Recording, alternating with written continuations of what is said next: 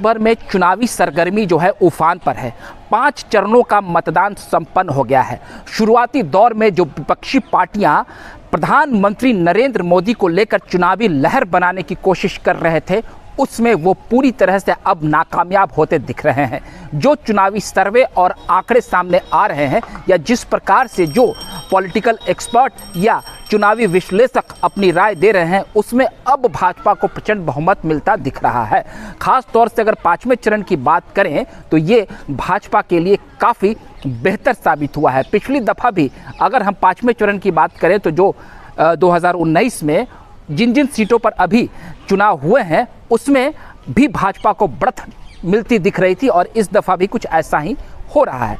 इन सब के बीच प्रधानमंत्री नरेंद्र मोदी भी लगातार बिहार के दौरे पर आ रहे हैं और ख़ास तौर से हिंदी भाषी क्षेत्रों में, जैसे अगर आप देख लें बिहार की बात कर लें, झारखंड की बात कर लें, उत्तर प्रदेश की बात कर लें या उड़ीसा की बात कर लें और इससे साथ साथ इसके सटे हुए इलाकों की अगर हम बात कुछ और अन्य राज्यों की बात कर लें जहां पर पिछली दफ़ा भाजपा ने बेहतर प्रदर्शन किया था, उन सभी जगहों पर भाजपा का इस बार भी प्रदर्शन बेहतर ही रहेगा। खास तौर से अगर हम पश्चिमी इलाके की बात करें देश में और जो उत्तरी इलाका है, जो भाजपा का उत्तर का जो इलाका है, पूरा नॉर्थ का जो जोन है, वहाँ पर फिर भाजपा बेहतर प्रदर्शन करते हुए दिख रही है। तो वहीं अगर हम दक्षिण भारत की बात करें तो कई ऐसे राज्य हैं, अगर उसमें हम तेलंगाना की बात कर लें, तमिलनाडु की बात कर लें और भी कर्नाटका की बात कर लें, आंध्र प्रदेश की बात कर लें, तो वहाँ पर भी इस बार भाजपा को बढ़त मिलती हुई दिख रही है। और ख़ास तौर से पश्चिम बंगाल की भी अगर हम बात कर लें तो कुल मिलाकर जिस तरीके से जो अब चुनाव परिणाम आ रहे हैं, विपक्ष मुद्दा विहीन लगातार होता चला गया। चुनावी रणनीतिकार प्रशांत किशोर ने भी एक साक्षात्कार दिया है जिसमें उन्होंने खुले तौर से भाजपा को प्रचंड बहुमत मिलने की बात कही है। पिछली दफ़ा भी उन्होंने जब पश्चिम बंगाल में जब विधानसभा चुनाव हो रहे थे तो उन चुनावों के दौरान उन्होंने भाजपा को लेकर जो भविष्यवाणी की थी कि भाजपा 100 का आंकड़ा भी पूरा नहीं कर पाएगा, तो कुछ ऐसा ही परिणाम वहाँ भी निकला था। लेकिन भाजपा यह दावा कर रही थी कि वो बहुत ज़्यादा सीटें जीतेगी और वहाँ सत्ता में आएगी। लेकिन जब भी चुनावी रणनीतिकार प्रशांत किशोर अपनी भविष्यवाणी करते हैं तो वो सही साबित होती है। इन सब के बीच अगर हम वस्तु स्थिति की बात करें तो आप देख लीजिए, जिस प्रकार से जब इंडिया गठबंधन का स्वरूप गढ़ा गया तो उसमें जो विभिन्न पार्टियाँ थी उसमें उसके अगुवा नीतीश कुमार बने थे, लेकिन वो बहुत जल्दी खफा होकर, क्योंकि प्रधानमंत्री पद की जो लालसा को लेकर जिस तरीके से पश्चिम बंगाल की मुख्यमंत्री ममता बनर्जी ने अपनी जो है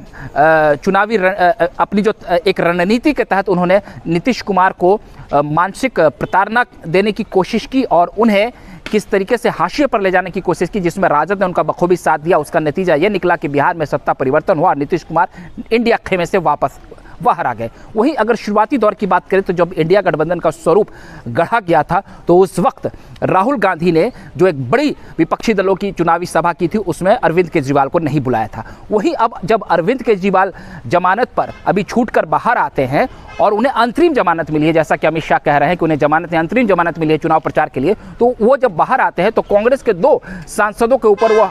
माफ़ कीजिएगा प्रत्याशियों के ऊपर हमला बोलते हैं। वो सीधे तौर पर ये कहते हैं कि वो चुनावी रण से भाग रहे हैं, ये कांग्रेस की नाकामयाबी है। वही अगर हम पंजाब की बात करें तो इसी अरविंद केजरीवाल के खिलाफ पंजाब में कांग्रेस को चुनावी बिगुल फूंकना होगा, क्योंकि पंजाब में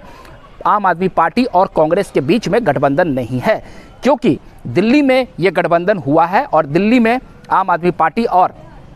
कांग्रेस काफ़ी मशक्क़त के बाद एक हो पाई और वो चुनाव लड़ रही है। वहीं ममता बनर्जी की अगर हम बात करें तो ममता बनर्जी भी इंडिया गठबंधन से बाहर है और अब वो कह रही हैं कि अगर सरकार बनती है, अगर ये सरकार इंडिया गठबंधन सत्ता में आती है तो मैं बाहर से उनको समर्थन दूंगी। वहीं आप एमके स्टालिन को देखिए कि वो पूरी चुनावी सभा में अब शांत है, राहुल गांधी से भी वो परहेज कर दिख रहे हैं, दूरी बनाकर दिख रहे हैं। वहीं महाराष्ट्र की अगर हम बात करें तो उद्धव ठाकरे जो हैं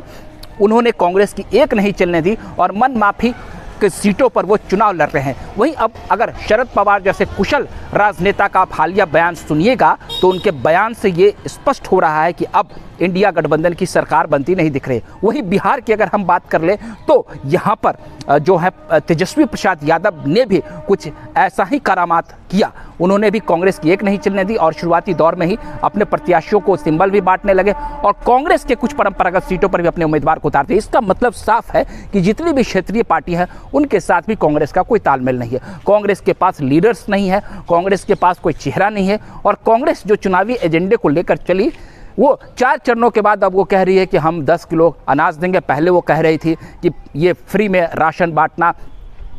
एनडीए के लिए कोई बेहतर चीज़ नहीं है और इससे कोई उसका चुनाव पे असर नहीं पड़ेगा। तो भाजपा के और एनडीए के मुद्दे को ही फिर वो ऐलान करती है। इसका मतलब जो उनको सर्वे में पता चल रहा है और जिस तरीके से बिखरा हुआ गठबंधन है, वही राहुल गांधी अपनी परंपरागत सीट छोड़कर अमेठी से चुनाव नहीं लड़ रहे हैं, बाहर से लड़ रहे हैं। प्रियंका गांधी चुनाव लड़ने से डर रही थी। तो कुल मिलाकर जो विपक्ष का ये दिशाहीन ये गठबंधन है और दिशाहीन तरीके से वो चुनाव लड़ रही है, ऐसे में उनका मुकाबला एक ऐसे संगठित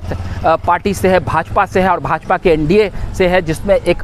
बहुत बड़ा अनुशासन है।